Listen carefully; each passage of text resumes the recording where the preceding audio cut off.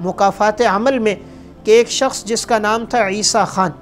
یہ گلگت کے ایک ہوٹل کے اندر تھا، ہوٹل میں کام کیا کرتا تھا، کمروں کی صفائی کیا کرتا تھا، لیکن اس شخص کے اندر وصف تھا کہ یہ دیانتدار تھا، کبھی خیانت نہیں کیا کرتا تھا۔ ایک دفعہ ایسا ہوا کہ گلگت کے اس ہوٹل میں کچھ لوگ جاپان سے آئے تھے، وہاں کے رہائشی تھے، پاکستان میں وزٹ کے لیے آئے تھے، تو مختلف علاقوں میں سیر و تفریح کے لیے وہ گھومتے رہے، مری گئے، سوات گئے، اس کے بعد گلگت گئے، تو پھر گلگت میں اس ہوٹل میں انہوں نے قیام کیا۔ قیام کے بعد اگلے دن جب وہ لوگ چلے گئے تو ان کا ایک بیگ رہ گیا، اس ہوٹل میں بھول گئے، اور وہ بیگ ڈالروں سے بھرا ہوا تھا۔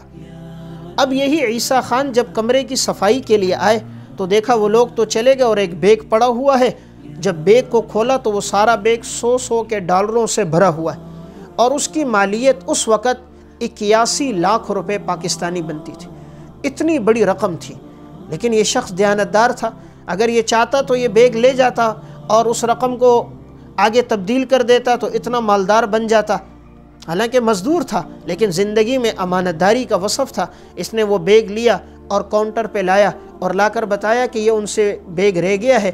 اگر ان کے کوئی موبائل نمبر آپ کے پاس ہو تو نمبر سے ان کو اطلاع دو کہ وہ اپنا بیگ لے جائیں۔ تو ان کے پاس نمبر تھا، اطلاع دی گئی تو وہ لوگ جاپان کے تھے، وہ لوگ آئے تو بڑے خوش ہوئے کہ مسلمان کتنے امانتدار ہوتے ہیں، کہ اتنی بڑی رقم تھی، اگر یہ ہمارے ملک میں واقعہ پیش آتا تو کوئی نہ بتاتا۔ تو وہ لوگ اس واقعے پر اتنا خوش ہوئے۔ جب یہ لوگ واپس وہاں گئے ہیں تو وہاں کے اخبارات میں بتایا، ان اخبارات نے اس واقعے کو وہاں شیئر کیا، وہاں کے لوگوں نے پھر ان سے انٹرویو لیا عیسیٰ خان سے، تو انہوں نے کہا یہ اسلام کی تعلیمات ہیں، دین ہمیں حکم دیتا ہے کہ خیانت نہ کرو۔ یہ 2010 عیسوی کا واقعہ ہے۔ پھر یہ واقعہ پاکستان کے طول و عرض میں بھی اخبارات اور میڈیا کے ذریعے سے پھیلا۔ گورنر پنجاب نے پھر اس شخص کو بڑا انعام دیا، اور پھر وزیر اعظم نے 14 اگست میں خصوصی اس کو تمغہ دیا تھا کہ اس شخص نے امانتداری اور دیانتداری پر زندگی گزاری اور پاکستان کا اور ملک کا ایک نام چمکایا۔ تو لاہور کے تاجروں کی ایک جماعت نے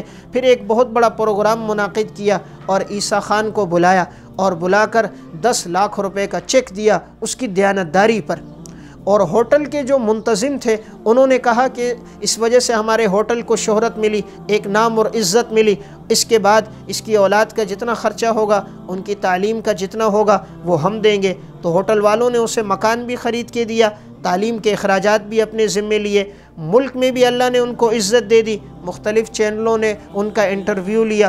تو دیکھیے اگر وہ خیانت کرتا تو یہ رقم ہوتی اور ختم ہو جاتی، لیکن وہ عزت کے ساتھ چلا اور امانت داری پہ چلا تو اللہ نے اسے کتنی عزت عطا کر دی، اس سے کہیں گنا بڑھ کر اسے لوگوں کے ذریعے انعامات اور عطایا بھی مل گئے اور ایک نیک نامی اور شہرت بھی ہو گئی۔ تو حضور کی پہلی نصیحت ہے حفظ و امانت، امانت کی حفاظت ہو کہ انسان اس میں خیانت نہ کرے۔